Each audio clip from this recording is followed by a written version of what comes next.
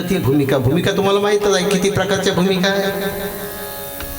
ऐका लक्षात नाही 6 प्रकारच्या भूमिका नाही लक्षात तुमच्या कोणत्या आहे. क्षिप्रा भूमिका, गतागत भूमिका, पुन्हा बाबर पोपटासारखे बोलत आहे छान आहे का नाही. क्षिप्रा भूमिका म्हणजे काय बाई. क्षिप्रा भूमिका घौडदौड करणे, लपवालपी करणे, छपवाछपी करणे नाही का. आपलं जीवन जगण्यामध्ये काय माहिती आहे तुम्हाला काय असू द्या तो भाग येऊ देऊ नये, समाजाचा भाग येऊ देऊ नये. तर क्षिप्रा भूमिका अशी आहे की ती लपवालपी करते, घोडदौड करते. घोडदौड एकदम वेगवान जीवन. चटकन मला न्याय मिळालाच पाहिजे, चटकन माझ्या मतानुसार चाललंच पाहिजे, चटकन असं व्हायलाच नाही पाहिजे, तसं व्हायला पाहिजे, हा भाव तयार होतो. त्याचं नाव क्षिप्रा भूमिका. जागृत अवस्था स्थूल देहांची. स्थूल देहामध्ये कर्म करण्यासाठी, अध्यासाचं कर्म करण्यासाठी ज्यावेळेस मनुष्य जागा राहतो त्यावेळेस तो काय करते, क्षिप्रा भूमिका लपवालपी राहतो, खरा भावाला तयार होत नाही. संधी शब्द लक्षात घ्या. या 6 गतागत भूमिका कशाला. गत आणि अगत म्हणजे येणं आणि जाणं.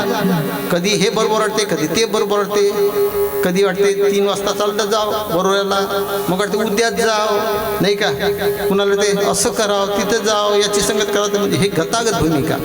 सौलेष्ठता भूमिका म्हणजे आवरण तयार होतं.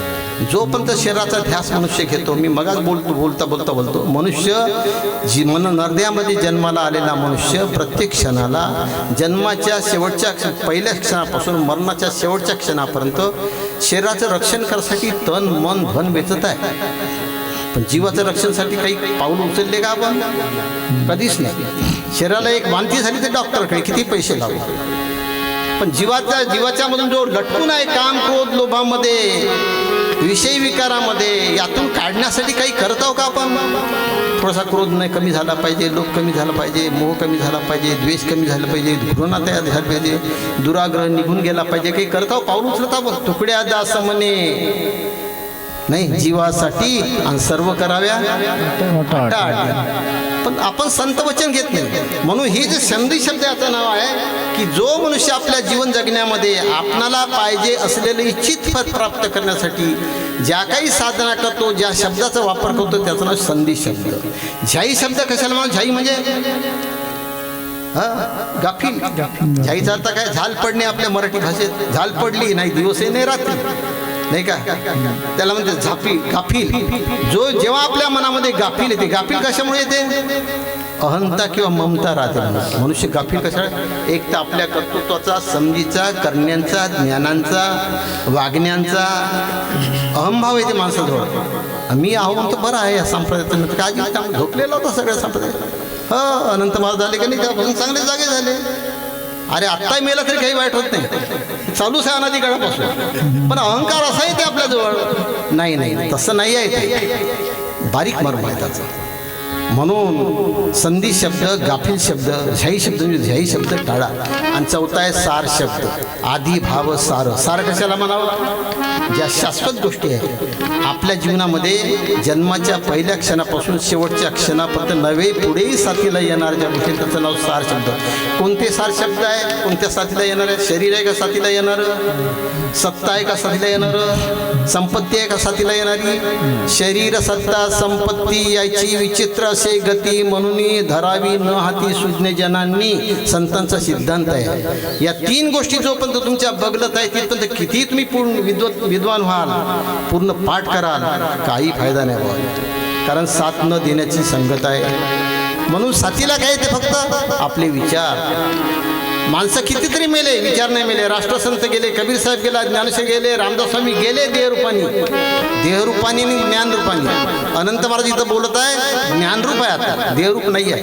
हे देहरूप संपणार आहे, ज्ञान राहणार आहे. आता मी जे बोलत आहो ते राष्ट्रसंतांचे विचार आहे, कबीरांचे विचार आहे, ज्ञानेश्वराचे विचार आहे, माझ्या माय बापाचे विचार आहे, जिवंत आहे. देहरूपानी गेले. देहरूप हे चर्मचक्षुने दिसते आणि ज्ञानरूप ज्ञानचक्षुने दिसते. चर्मचक्षुचा वापर जीवन जगण्यात करता, ज्ञानचक्षुवर पडदे आली बाबाजी आपल्या. काही तत्व गेले संतास हवे, तत्व गेले संतास हवे,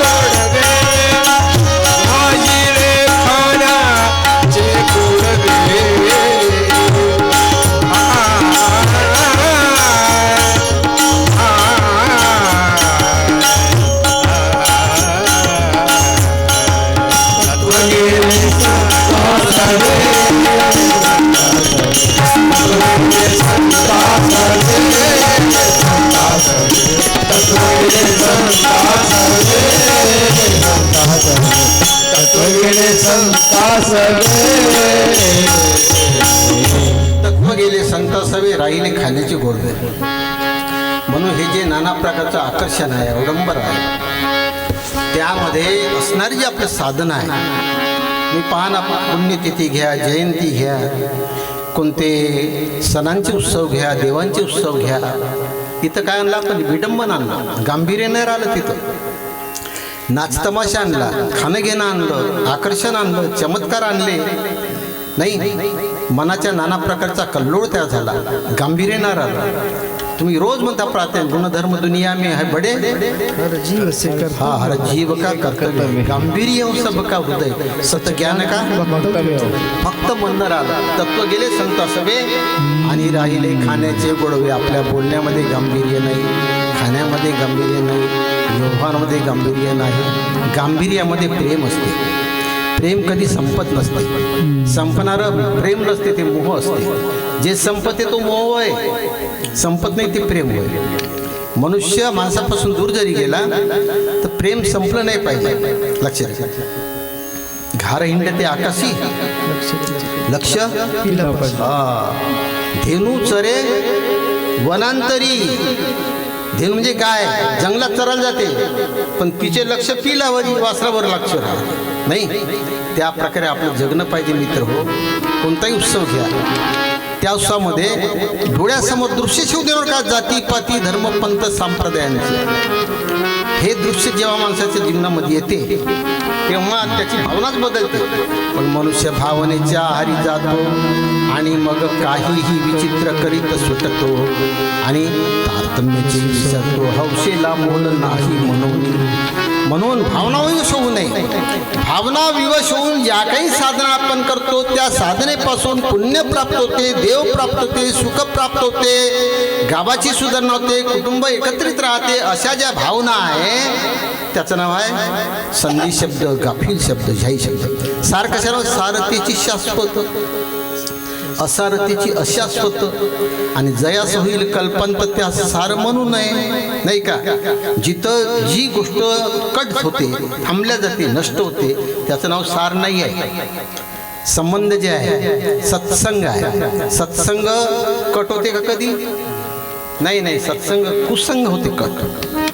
जेव्हा आपले समजा संतांच्या विचाराशी आपण दुरावला गेलो, संतांच्या विचाराविषयी आपल्याला घृणा आली, संतांच्या विचाराविषयी आपल्या मनामध्ये संदेह तयार झाला, तर तो सत्संग दुरावल्या जाते. जेव्हा माणसाच्या अंतःकरणातून सत्संग दुरावल्या जाते, देहभाव येतो, तेव्हा त्याचं नाव काय? आपण प्रत्येक गोष्टी विचार केला. म्हणून काळ शब्द, संधी शब्द, झाई शब्द आणि सार शब्द. सार म्हणजे निर्णायक शब्द. शब्द हमारा आदि का, शब्दे पैठा जीव, फूल रहन की टोकरी भोरे खाया. टोकरी म्हणजे शरीर. आपलं शरीर फूल ठेवायची टोकरी हो, टोपली वय. फूल म्हणजे सद्गुण, सद्विचार, सद्भावना, सत्कर्म, सज्ञान, सच्चिंतन ठेवण्याची टोपली भाजी. आपल्या टोपलीमध्ये शहरामध्ये याच भावना असल्या पाहिजे. कुभाव येऊ नये. लक्षात घ्या, कुभाव आला मनुष्य एकमेकापासून दूर जातो. म्हणून सार शब्द गुरुमुखवाणी टाका गौ संदेश. मन तू मान शब्द उपदेशा, मन तू मान शब्द उपदेश. सार शब्द गुरुमुखवाणी टाका गहो संदेशा, मन तू मान शब्द उपदेशा. सार शब्द समजला तुम्हाला? गुरुमुखवाणी. काळ शब्द वापरणाऱ्या लोकांच्या मनामध्ये भावना असते संकट निवारक शब्द. म्हणजे आम्ही देवाचा धावा केला, परमेश्वराचा धावा केला, समाजामध्ये सौजन्यता वापरली तर आपले अनेक संकट निवारण होईल. अनेक संकटाच्या वेळी लोक का साथ देईल? अरे बाबा, लोक साथ देईल, अमुक साथ देईल ही कल्पना करूच नका. तुमचं प्रारब्ध, तुमचं कर्मच फक्त तुम्हाला साथ देणार आहे. हा संतांचा सिद्धांत आहे.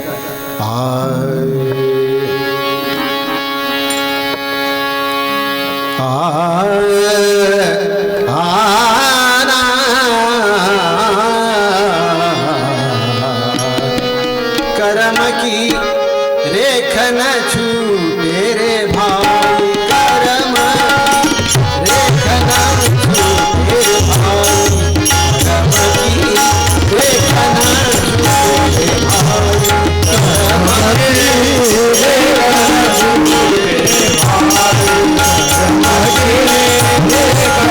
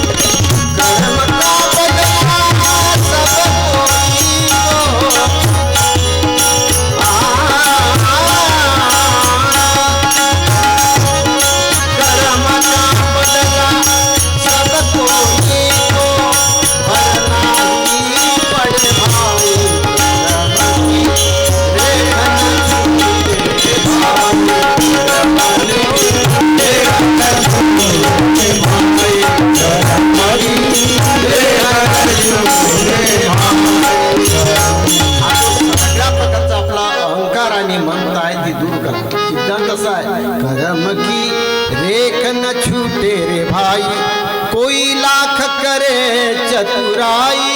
किती चतुराई करून आपण कर्म केलेले झाकतो म्हटलं झाकते का नाही. कर्म की रेख न छूटे रे भाई, म्हणून ते 4 पुत्र आहे. ऋणानुबंध संबंध, शत्रुपुत्र, सेवक पुत्र आणि उदासीन पुत्र, 4 पुत्र.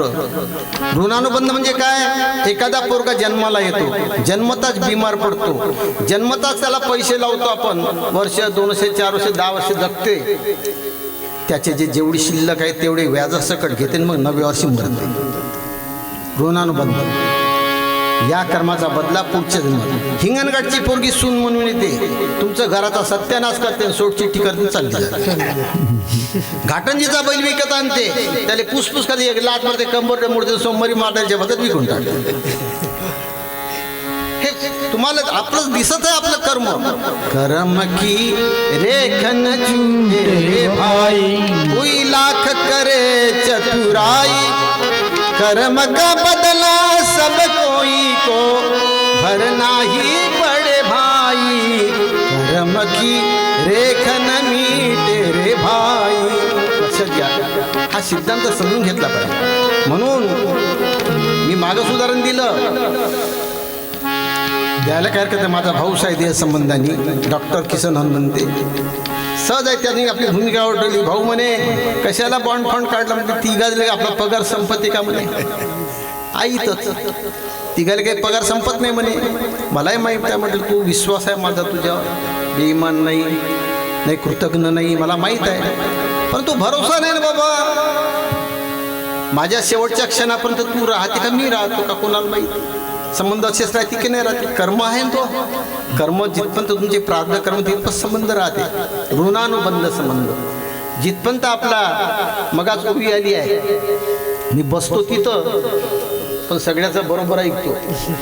लक्षात घ्या, प्रत्येक शब्द उभी सांगणं माझ्या लक्षात राहते. कोणतं कल्याण कर्म केले, क्षीरसागरने घेतलं. कल्याण कर्म केले जेवढे ती तितके फळेल मागे पुढे, हा सिद्धांत घडताना घडे कदा काळी. म्हणून जन्माला येणारा मुलगा जन्माला येतो, 5-6 वर्ष राहतो आणि तो घेऊन जातो. लक्षात घ्या, ऋणानुबंध संबंध.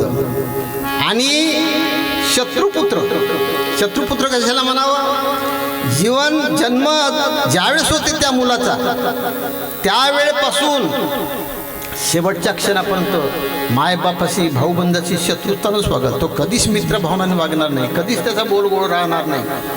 तो चालल तेढाच. गावातला घ्या, कुटुंबातल्या घरातला घ्या, पुढचा पोरगा घ्या, तर त्याचं नाव शत्रुपुत्र. त्यातला अगोदरच्या जन्मामध्ये आपण शत्रुत्वाची वागणूक दिली, त्याचा बदला आहे. तिसरा आहे सेवकपुत्र. सेवकपुत्र म्हणजे त्याला द्या नका देऊ, मान द्या नका देऊ, सहकार्य करा नका देऊ, त्याची भाववृत्ती राहते सेवकवृत्ती. आई वडिलांची, शेजारी पाजाऱ्यांची, सगळ्या लोकांची सेवा करा. दिसलं तिथं धावून देईल, घासातला घास देईल, दोष पोटात घालाल, गुणानुवर्धन करल. अशा प्रकारे सेवकपुत्र. आणि उदासीन पुत्र कशाला म्हणा. लहानपणी जन्म घेतला, मायबापाने शिकवला, नोकरी लागली, मुंबई अमेरिकेला गेला आणि तुमच्या सुखदुःखाचं काही नातं नाही त्यांना. राहा का मरा. उदासीन. असे संबंध आहे पती पत्नीचे, मुलाबाळांचे. लक्षात घ्या, हे संबंध जे आहे ते संबंध आपण जर जाणले तर संकट निवारक शब्द आहे हे आपल्या डोक्यातून निघून जाईल. जोपर्यंत आपल्या डोक्यामध्ये संकट निवारक काही शब्द आहे, जसे आपण आरती म्हणतो, ओम जय जगदीश हरे, आणि जय जगदीश हरे म्हणतो ना आरती. सुख करता दुःख करता म्हणतो ना आरत्या. ह्या आरत्या ज्या आहे ह्या आरत्या कल्पनेच्या आहे. म्हणून सार शब्द घ्या, निर्णायक शब्द घ्या. आणि जो संधी शब्द आहे तो संधी शब्द कशासाठी आहे. रोग निवारणासाठी आणि धन समृद्धीसाठी. रोग निवारण होण्यासाठी. आता काही लोक उपदेश देतात, तर नाही आमच्या पाठीवर बाबाजीने हात मारला, याचं पाठचं गलांड कुठे गेला का पत्ताच नाही लागला. डोक्यावर हात ठेवला बाबाजी, कसं का 2-4 मुलीच झाल्या, पण त्यांनी हात ठेवल्यावर मुलगाच झाला नाही. रोग निवृत्ती. संताकडे गेल्यावर रोग बसते. आणि धन समृद्धी. बाबाजीचा उपदेश घेतला त्या दिवशी पण आमची कायच पलटली म्हणे. खूप अडचणीत होतो आम्ही. उपदेश घेतापासून काही कमी नाही. म्हणजे बाबाजी कोणते काम करते तुम्हाला काही कमी फोड द्यायचं नाही. तुरी जास्त पिकवते, कापूस जास्त पिकवते, पोरं बरोबर ठेवते, राई रोग नाश करते. नाही, असे जे चमत्कार अवडंबर आपल्या समाजामध्ये आहे ते आहे धनसमृद्धी आणि निवारक शब्द. आणि तिसरा जो शब्द झाई म्हणजे गाफिली, ही गाफिली काय करते, नाना प्रकारचा संदेह करून या जीवाला भटकवत राहते. अशा 3 बारंडून निर्णायक वाणी आहे. ते निर्णायक वाणी त्याला त्याचं नाव आहे गुरुपवाणी. ताका गहो संदेशा, त्याचा संदेश घ्या हे मनवशी जीवा. संतांचा संदेश काय लक्षात घ्या. संत लिहितात त्रिविधी कर्म को ध्वंस करी, त्रिविधी कर्म को ध्वंस करी, जीवमुक्त निज देश, जीवमुक्त निज देश,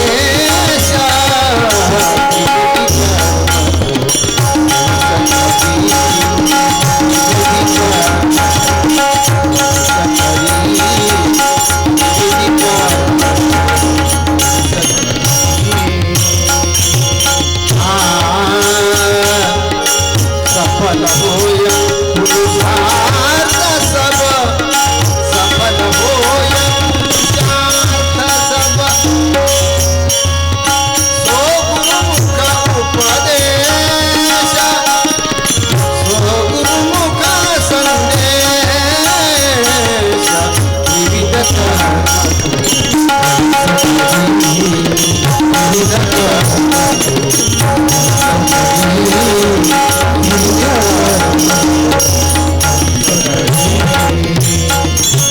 विविध कर्म को ध्वंस करी, जीव मुक्त निज देश, सफल भयो पुरुषार्थ सब, सो गुरुबोध संदेश. संतांचा संदेश कोणता आहे. संतांचा म्हणजे कबीर पंतांच्या का गुरुदेव शिव मंडळांच्या का वारकरी संप्रदायांच्या. हे आपली संकुचित भावना आहे. संत हे वारकरी संप्रदायाचे नाही, गुरुदेव शिव मंडळाचे नाही. संत हे कोण्या जीव जाती पंथाचे नाही. संत हे जनतेचे आहे. संतांनी जनतेच्या कल्याणासाठी काम केलं आहे. संतांनी कल्याण करण्याचा कल्याणकारी उपदेश जो केला. जसं आपल्या शाळेमध्ये 30 मुलं राहतात. काही कुणबी राहते, तेली राहते, माली राहते, ब्राह्मण राहते, कोमटी राहते, वरठी राहते, नावी राहते, सुतार राहते, राहते का बाबाजी नाना प्रकारचे. आणि एक शिक्षक राहते, तो आदिवासी आला तो शिक्षक पाहते का हा कोण्या जातीचा आहे, हा कोण्या जातीचा आहे म्हणून शिकवते का तो. नाही नाही नाही, त्याच्यासमोर फक्त विद्यार्थी राहते, जात राहतच नाही. माझे विद्यार्थी चांगले झाले पाहिजे. त्या प्रकारे संत हा एखाद्या पंथाचा जातीचा संप्रदायाचा नसतो. संत त्याच्या वर गेले. जाती पंथांचे बंधनी, जाती पंथांचे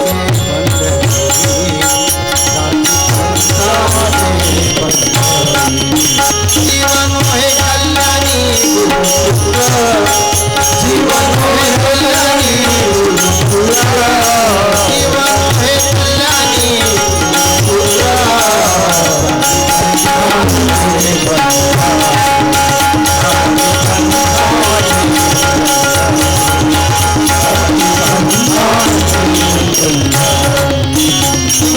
कल्याणी गुरुपुत्र, जाती पंथांचे बंधनी. अरे जात खरी नाही. ग्रामगीतेमध्ये उभी आहे, कामाकरिता जातची केली, आणि काम विसरून जातची धरली, आणि उगीच थोरबी मिळवली वर्ण धर्माच्या नावाने. म्हणून जाती पंथांचा संप्रदायाचा विचार करू. करी न विचार आपुल्या जीवासी, काय या जनासी चाळ मज. करी न विचार आपुल्या जीवासी, प्रत्येकाने विचार हा धारण केला पाहिजे. म्हणून सार शब्द गुरुमुखवाणी ताका गहो संदेशा. संदेश तुम्हाला म्हटलं त्रिविधी कर्म को ध्वंस करी. टाईम 10 वाजून गेले. आता कसं करायचं. ध्रुपद झालं, महत्वाचा भाग राहिला. बंद कर म्हणता की अर्धा तास घे म्हणता. बंद करू नाही घ्या. कसं जमल का. ठीक आहे. तर लक्षात घ्या. करी ना विचार आपल्या जीवाशी काय चाळ. म्हणून यामध्ये काय सार शब्द निर्णायक शब्द घ्या, मोहामध्ये पडू नका.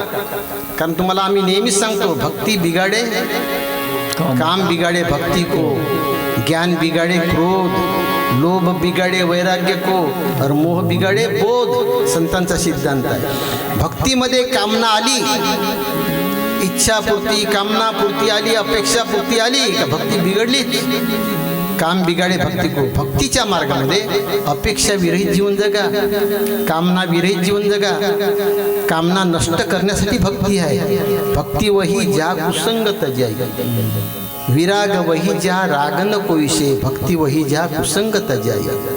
कुसंगाचा त्याग होते, अपेक्षेचा त्याग होते, कामनेचा त्याग होते, सहकार्याचा त्याग होते.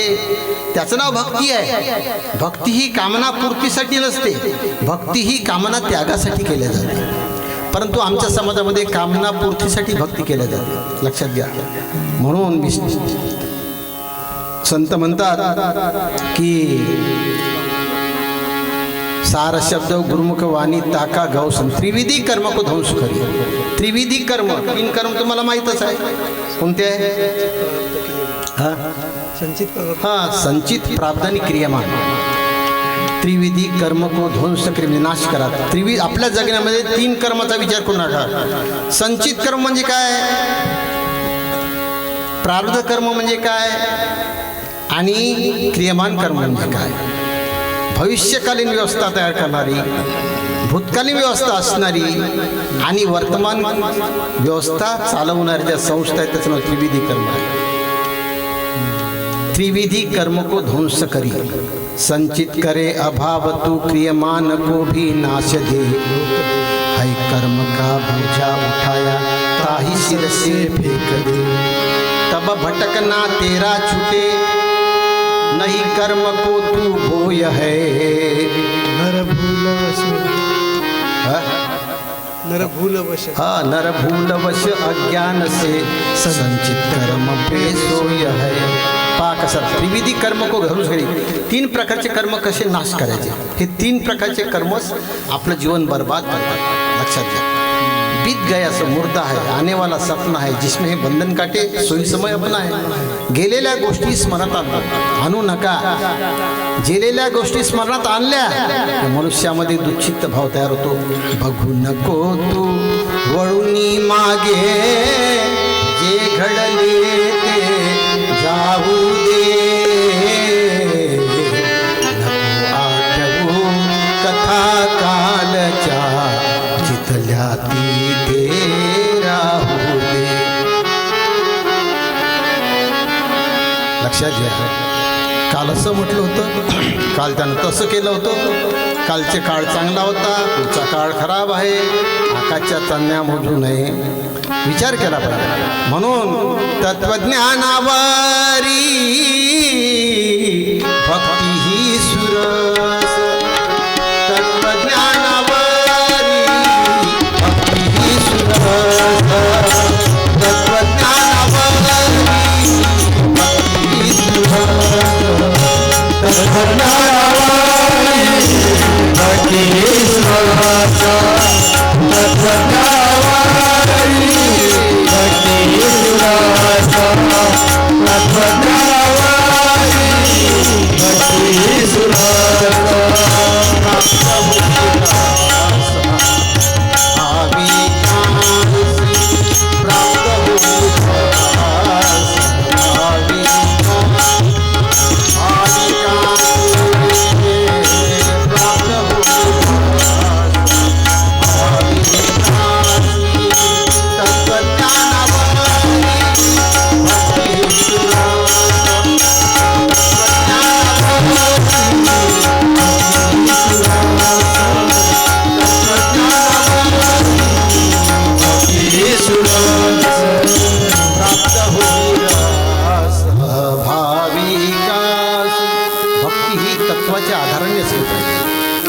तत्वज्ञानावरी भक्ती ही सुरस, प्राप्त होई रस भाविकासी. जर आपली भक्ती तत्वज्ञानावर आधारित नसेल, भक्ती समाजामध्ये घरामध्ये फूट पाडल्याशिवाय राहत नाही. सून माळा मणी ओढ काय करते, ओढते नाही. बाप चंदन लावते, नवरा काशीला जाते,